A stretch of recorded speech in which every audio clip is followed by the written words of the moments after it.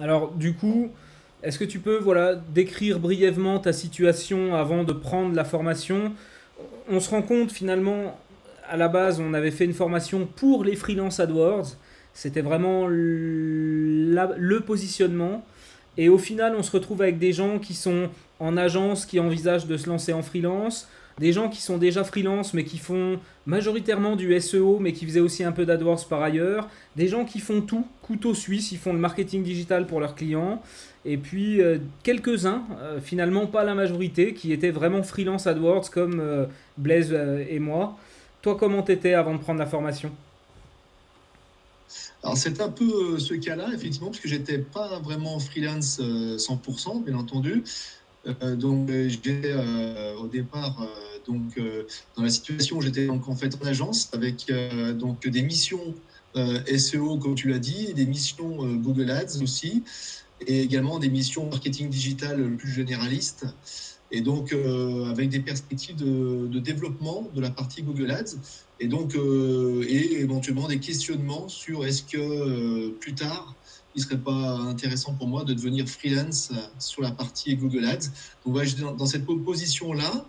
Et donc, cette formation est arrivée dans cette étape de mon parcours professionnel.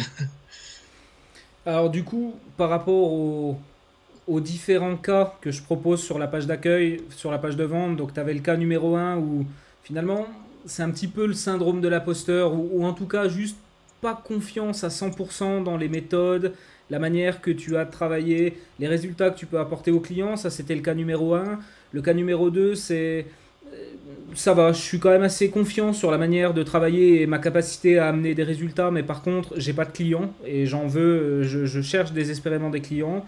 Et puis la partie numéro 3 c'est j'ai déjà des clients, je suis sûr de mes méthodes, mais je veux des meilleurs clients parce que dans le fond, les clients que j'ai actuellement, c'est pas ceux qui me correspondent le mieux, ils me font galérer. Est-ce que toi, tu t'identifies dans une des trois situations, en tout cas avant de prendre la formation, est-ce qu'il y a un des cas qui t'a vraiment parlé?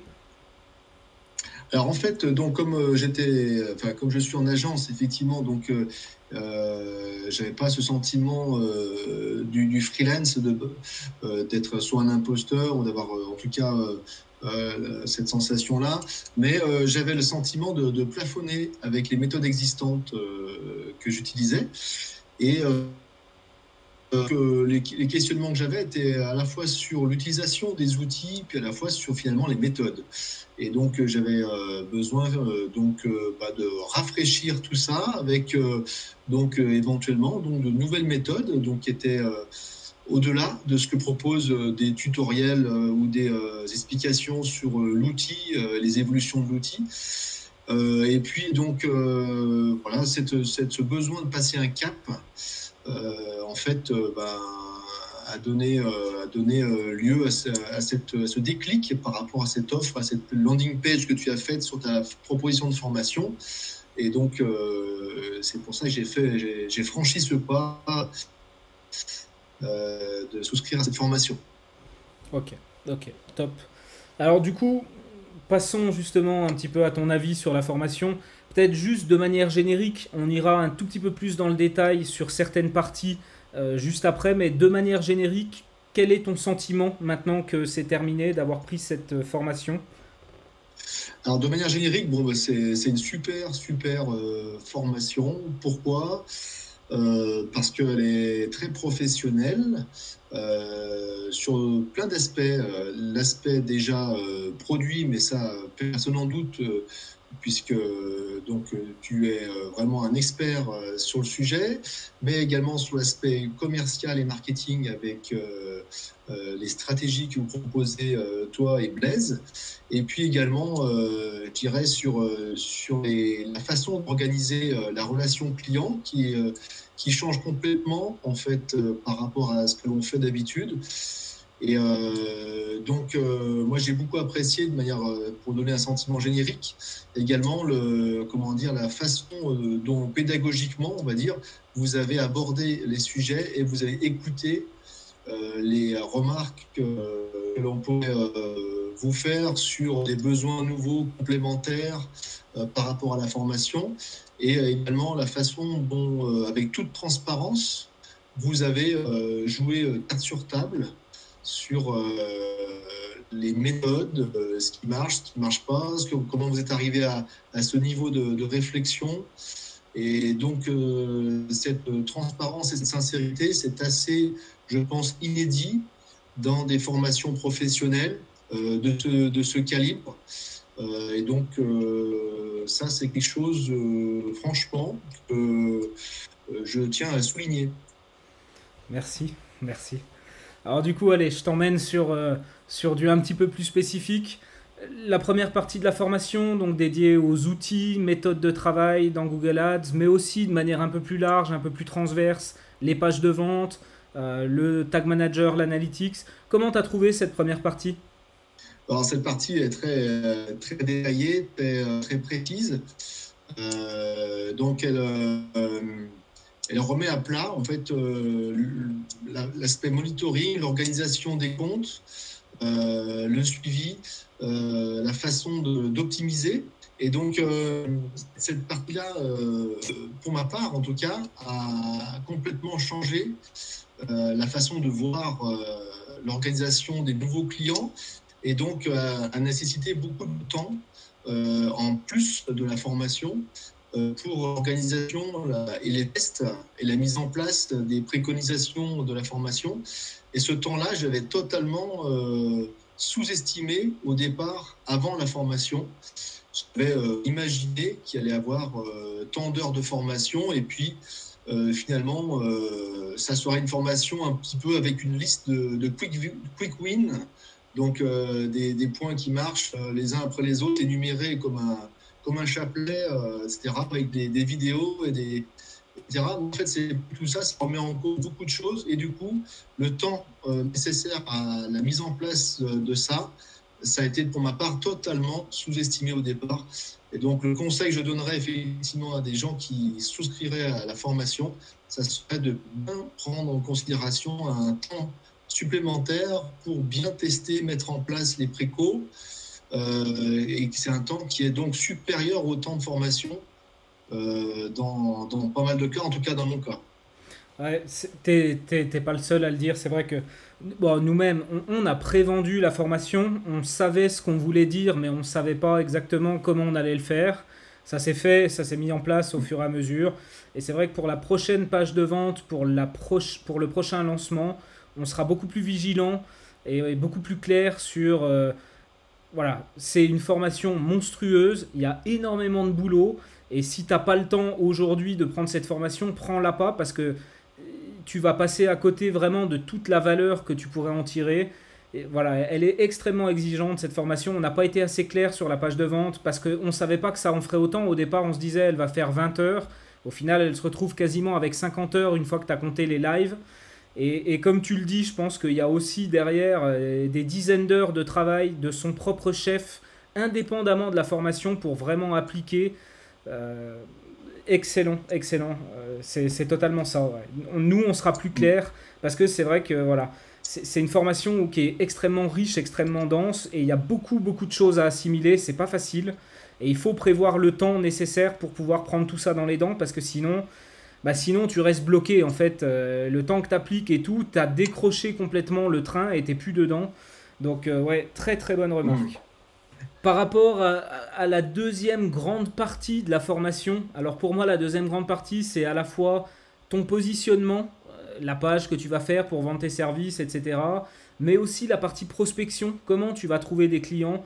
C'est vrai que le problème numéro un du freelance, généralement c'est ça, c'est la partie prospection. Comment tu as trouvé cette partie? Alors, en fait, elle est aussi très révolutionnaire, puisqu'en fait, pour ma part, dans mon agence, on va dire que la partie Google Ads est un complément de service aux offres existantes, alors que ce que préconise la formation Blaise et Bruno, ça va être donc une mise en avant à la performance et à l'acquisition, et qui donne donc des modifications structurelles sur les contrats et sur la façon d'aborder les nouveaux clients. Et cette démarche-là, en fait, pareil, je n'avais pas du tout imaginé avant la formation. Et bien entendu, le changement nécessaire pour intégrer cette nouvelle relation client demande également beaucoup de temps, d'une part sur les clients existants, d'autre part sur les nouveaux clients, puisqu'il faut, et c'est bien expliqué dans la formation, bien illustré par des interviews réelles et des feedbacks réels, etc. Il y a beaucoup d'informations vraiment incroyables dans la formation. Et donc, mettre en place cela demande aussi un temps important, puisqu'on ne va pas simplement rajouter 2-3 lignes ou 2-3 petites options dans une offre. Hein. C'est finalement des nouvelles offres et une nouvelle façon de prospecter, une nouvelle façon d'aborder de nouveaux clients. Et donc, on ne peut pas faire ça comme ça avec un claquement de doigts. Il faut que ça soit intégré, assimilé et reformalisé dans l'aspect corporate de l'agence. Et donc, ça demande un temps quand même qu'il faut prévoir aussi avec la formation. Ce n'est pas une formation dire début de mois qui va donner lieu à 10 jours après de nouvelles offres et une nouvelle façon de faire. Il faut prévoir un temps quand même suffisant pour assimiler et développer ce nouveau marketing. Et puis finalement la dernière partie, donc la partie création des offres, relations clients, la partie commerciale.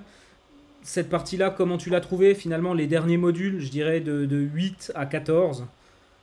Alors, ces modules-là sont extrêmement inspirants, puisque en fait, ils vont aborder toute la relation qu'il y a dans les dossiers Google Ads ou en général marketing digital, avec notamment donc les relations qu'on peut avoir avec d'autres partenaires et tout ce dont il faut faire attention pour gérer au mieux les dossiers.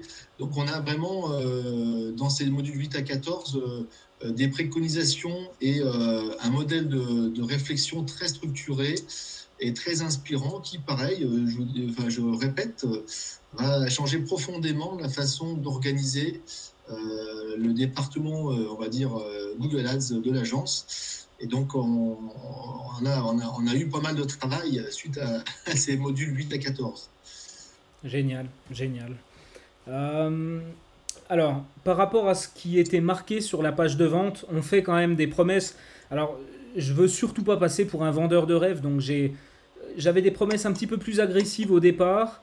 Et puis je suis revenu un petit peu en arrière. Je voulais surtout pas qu'on puisse me comparer à tous ces mecs qui veulent te vendre des formations dropshipping puis qui te promettent d'être riche en un jour. Donc j'ai essayé d'être modéré sur les promesses. Malgré tout, elles restent fortes. On te dit quand même que potentiellement tu vas changer ta vie, que tu vas avoir une méthode complète pour travailler. En gros, ce qu'on te vend, c'est tu peux changer ta vie et tu vas apprendre un métier complètement. Est-ce que d'après toi, les promesses faites sur cette page sont tenues ou est-ce qu'on a surpromis ou est-ce qu'au contraire on a peut-être même aussi pas assez promis par rapport à tout ce qu'il y a dedans? Je sais pas comment tu sens par rapport à ça. Alors, je dirais que tu mentionnes les formations un petit peu qui sont un petit peu survendues, surjouées dans le dropshipping ou autre, qui sont des formations alors vraiment qui n'ont strictement rien à voir avec la formation Blaise et Bruno, puisque là on est vraiment sur une formation très très professionnelle. Les formateurs Blaise et Bruno, vous avez un niveau d'investissement colossal dans la formation. Vous faites énormément d'interactions avec tous les apprenants, avec, comme je l'ai dit tout à l'heure, beaucoup de transparence, c'est-à-dire que vous mettez carte sur table, vous expliquez même des cas très concrets. Vous êtes très attentif avec les apprenants pour comprendre pourquoi tout le monde, enfin, certaines personnes posent des questions, etc. Donc on a vraiment une formation qui est non pas une formation descendante, mais une formation participative et très professionnelle. Donc, au niveau de la promesse de la landing page, chacun, bien sûr, après, va avoir un temps mise en place qui sera plus ou moins rapide. Donc, dans le groupe, certains ont déjà eu des résultats concrets qui appliquent à 100% la méthode. Moi, j'ai eu des résultats concrets sur la mise en place de certaines méthodes sur des comptes existants déjà. Et puis, par contre, sur les nouveaux clients, ça n'a pas encore été à 100% mis en place pour des questions de délai de mise en place où ça demande encore un peu plus de temps. Donc, ce sera probablement en septembre qu'on aura des résultats, mais je suis tout à fait confiant sur les résultats puisque franchement, c'est tout à fait structuré et comment dire, raisonné et concret. Donc, il n'y a aucune raison que ça n'aboutisse pas à des résultats tangibles. Donc, le conseil que je donnerais effectivement, c'est de bien réfléchir donc au changement que ça peut apporter et donc prévoir du temps nécessaire. Et puis ensuite, franchement, la landing page, elle est vraiment, enfin, la promesse faite par la formation est vraiment réelle. Simplement, il faut tranquillement bien raisonner et prendre le temps pour avoir les résultats qui sont promis dans la landing page. C'est pas à dire que ça va être dans la semaine suivante. Là, ça serait une promesse de dropshipping, de formation de dropshipping, mais là, c'est pas le cas. Simplement, il faut bien travailler et progressivement, les résultats seront là. Pour moi, les résultats sont déjà là, mais seront encore plus importants plus tard. Je comprends, je comprends. Une petite dernière question par rapport à cette formation. Comment as-tu trouvé notre disponibilité? Si je te demande ça, c'est parce que j'ai fait moi-même plein de formations et j'en fais encore. J'achète beaucoup de formations tout le temps. Et en fait, ma plus grande frustration, alors c'est contrebalancé par le fait que je suis autodidacte et autonome et je me démerde toujours tout seul. Mais je sais qu'il y a plein de gens qui sont quelque part frustrés par la formation en ligne et qui disent ouais mais bon, moi apprendre tout seul dans mon coin c'est compliqué. Et justement, ce que je voulais à travers cette formation, avec Blaise, qu'on voulait, c'était surtout pas ça et être très disponible et pouvoir vraiment accompagner les gens pour pas qu'ils se sentent seuls derrière un écran et des vidéos. Comment as-tu trouvé notre disponibilité et est-ce qu'on a réussi notre pari d'après toi? Nous, on était la première promotion, donc vous avez forcément été extrêmement à l'écoute. Enfin, peut-être qu'il y a des formateurs qui ne le sont pas lors de la première formation, hein. En tout cas, vous, c'était bien la stratégie que vous avez employée. Vous avez dit, ben, là, on a un programme de formation très structuré, on va rester à l'écoute. Et vous étiez très, très disponible sur le groupe WhatsApp, sur les lives, pour répondre à absolument toutes les questions en toute transparence. Il n'y a eu aucun non-dit, aucune question qui n'a pas été traitée. Et à chaque fois, les réponses ont aussi été très illustrées et professionnelles, hein, toujours. Hein, donc, avec une bonne prise en compte des raisons qui poussaient les apprenants à poser ce genre de questions. Donc, souvent,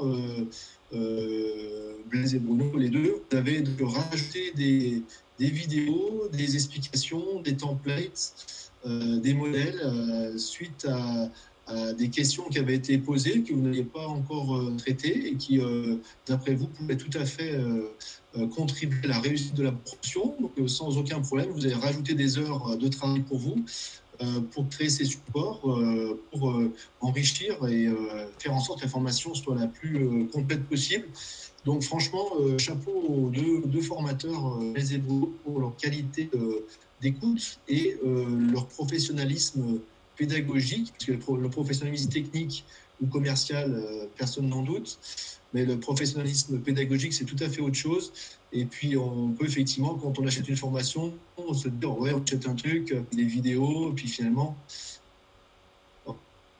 on va peut-être pas forcément avoir un support et des interactions et une écoute. C'est absolument pas le cas avec cette formation. Je dirais même tout au contraire. C'est finalement les supports qui sont la base du coup de l'interaction, qui fait qu'il y a une formation qui devient de plus en plus riche également avec une vie de groupe où les gens, les apprenants échangent entre eux. Et donc là-dessus, voilà, petit chapeau aux deux formateurs, c'est très réussi. Pour une première, c'est toujours difficile, mais là, pour le coup, c'est plutôt l'inverse, c'est plutôt très réussi. Excellent, merci. Et puis, ma foi, dernière question. Après, je sais que tu pourras pas y apporter une réponse complète. Tu en as déjà un petit peu parlé. Savoir, voilà, l'impact business de la formation, est-ce que tu l'as déjà ressenti? Alors, l'impact business, nous, dans notre agence, pas encore, puisqu'on a effectivement encore du travail de notre côté pour créer de nouvelles offres et de nouvelles relations commerciales qui fonctionnent à la performance. Donc là, on n'a pas encore appliquer à 100% ces méthodes-là.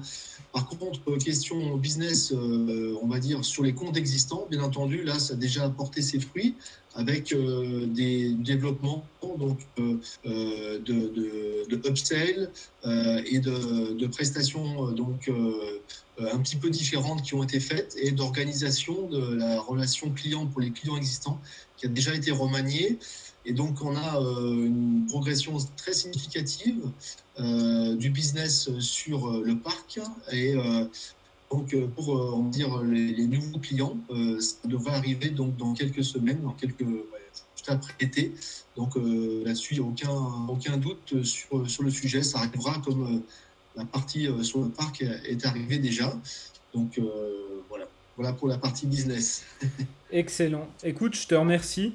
Éventuellement, s'il y a quelque chose très librement que tu as envie d'ajouter, du positif, du négatif, autre chose, mais il n'y a pas d'obligation. Si tu n'as rien à ajouter, il n'y a rien à ajouter. C'est comme tu veux. Je dirais simplement que mon conseil, ça serait effectivement pour quelqu'un qui veut choisir la formation Blaise et Bruno, c'est de bien lire la page de vente et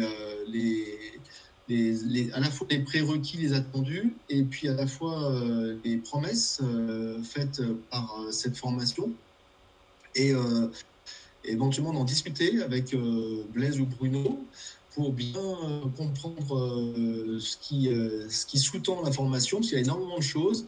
C'est une très, très, très belle formation, très complète, très riche et très professionnelle. Donc, il faut bien dialoguer avec les formateurs et donc budgéter l'aspect temps et l'aspect modification nécessaire en même temps que la formation, de bien s'organiser pour avoir le maximum d'efficacité dans le temps que l'on se donne.